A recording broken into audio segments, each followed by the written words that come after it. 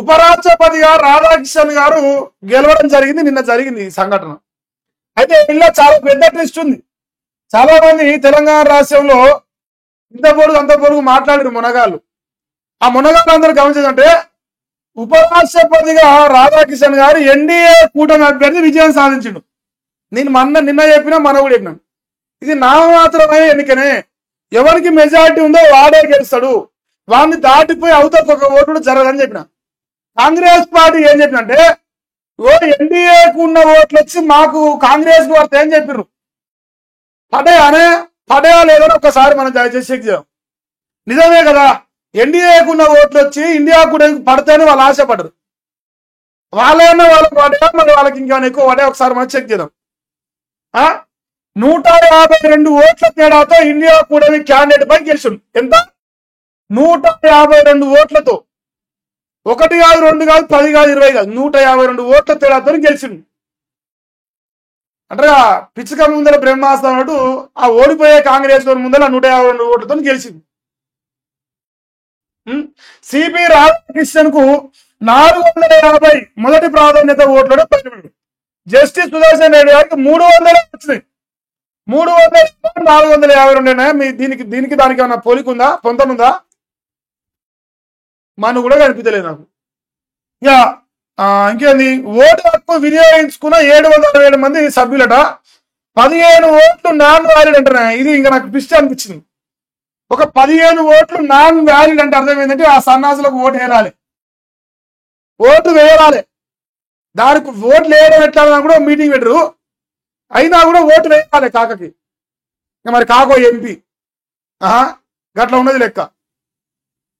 ఇంకేంది, ఓటింగ్ కు దూరంగా బీఆర్ఎస్ బీజేపీ శిరోమణి అకాలి దళ అని చెప్పి పార్టీలు, ఈ 3 పార్టీలు దూరంగా ఉన్నాయి. అయితే ఇక్కడ మీరు ట్విస్ట్ ఏంటంటే ఇండియా కూటమికి రావాల్సిన ఓట్లు 325 రావాలి. 325 వాళ్ళకున్న ఓట్లే. మరి జనరల్ గా ఏం జరుగుతుంది? ఉభయ సభలో ఎంపీలు 781, ఓటు వేసింది 767, వ్యాలిడ్ ఓట్లు 752, ఇన్వాలిడ్ 15, మ్యాజిక్ ఫేర్ 377, 377కి 452 వచ్చినాయి. అయితే కాంగ్రెస్ ఏమో చెప్పండి 325 ఓట్లు అన్నది కదా వాళ్ళకి.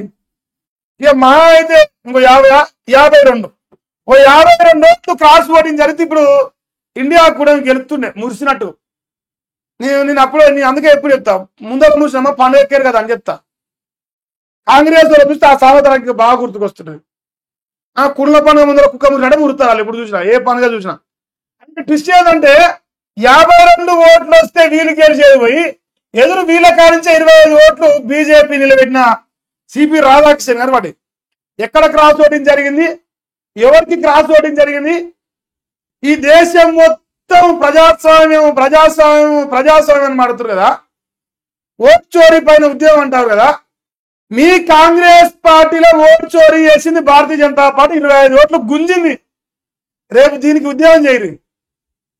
ఓటు చోరీ జరిగింది ఉపరాష్ట్రపతి ఎన్నికల్లో, మా 25 ఓట్లు బీజేపీకి పడ్డాయి, ఇది దొంగ ఓట్లు పడ్డాయి, ఎట్ట పడితే ఎట్ట, మా వాళ్ళు మాకే చేయాలి కదా, వాళ్ళకెట్టేస్తారని చెప్పేసి రేపు కొత్త పంచాయతీ షురూ చేయరు.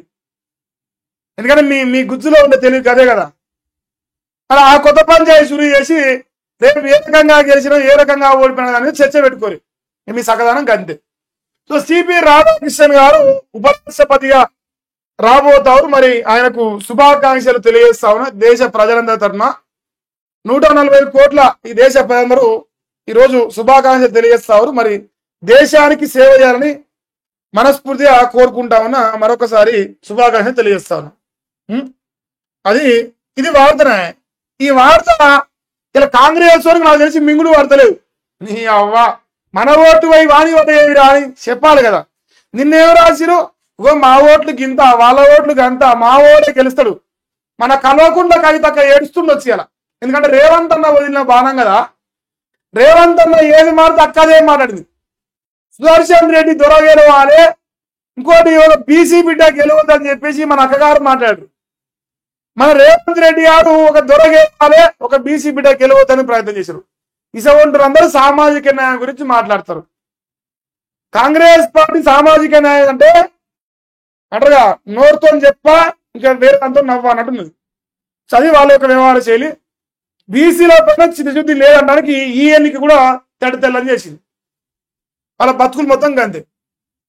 ఇది ఒక వార్త. ఇక నెక్స్ట్